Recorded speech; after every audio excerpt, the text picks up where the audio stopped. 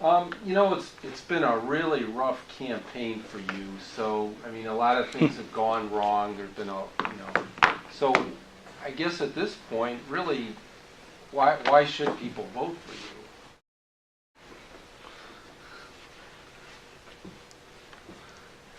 Well, look, the reasons that people would vote for me would be the same reasons they would have at the beginning of the campaign. If you run for governor, you're going to get attacked over things and criticized over things. And that's just the way the system works, whether people like the system or don't like the system. People should vote for a candidate for governor based on what the qualifications of the candidates are, what their positions on the issues are, whether or not they feel like their interests have been well served in the last 4 years.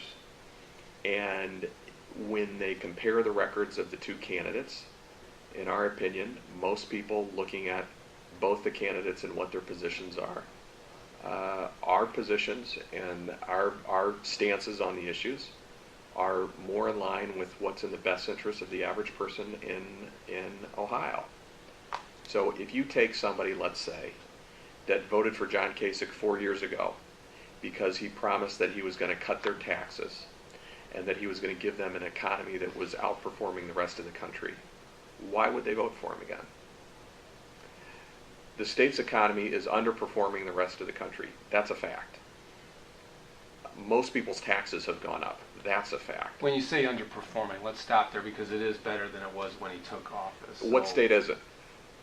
Okay, so but No, literally, underperforming. what state of every single, this is one of the reasons why Governor Kasich will not debate, because his claims about the economy do not stand up to any scrutiny at all. Let me just give you a specific example of what I'm talking about. Every single governor that was elected in 2006, that was up for re-election in 2010, every single one had a state that lost jobs. Every single governor that was elected in 2010, every single one that is running for re-election in 2014 has a state that has more jobs. So what conclusions should we draw from that? If you look at states where Republican governors are running, they say, well, look, it's a miracle that we added jobs, whereas our predecessor did not. So it would be absurd to say that the only grounds that somebody should be evaluated on is whether or not the unemployment rate has gone down. The unemployment has gone down in all 50 states. Pillar of Governor Kasich's election campaign back in 2010 was that he was going to cut income taxes, and he has cut income taxes, but he did not disclose how he was going to pay for it. He did not disclose all the taxes he was going to raise.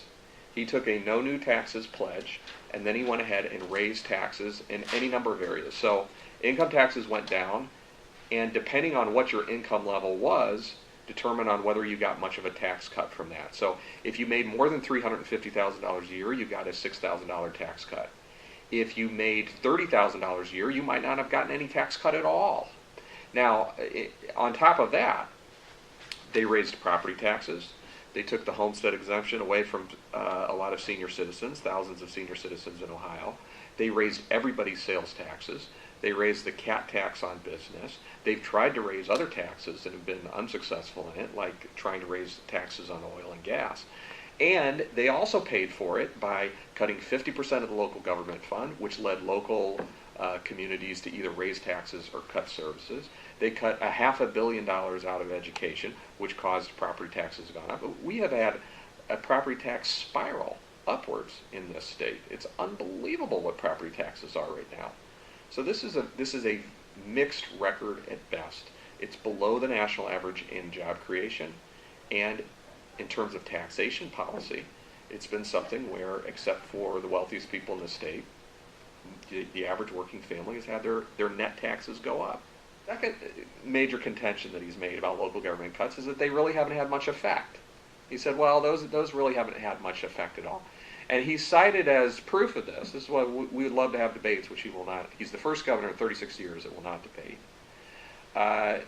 He cited as proof for that the vast majority of school districts and communities are in the black, that they have a surplus. And therefore, the cuts to local government fund had no real effect.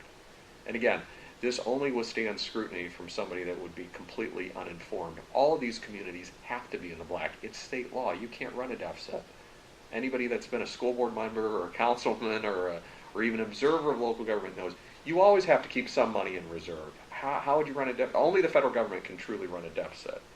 And so this evidence that these local cuts have not affected local communities is just patently untrue. There have been thousands of teachers that have been laid off, hundreds of police officers, firefighters, service workers, and dozens of local tax, actually hundreds of local taxes have gone up.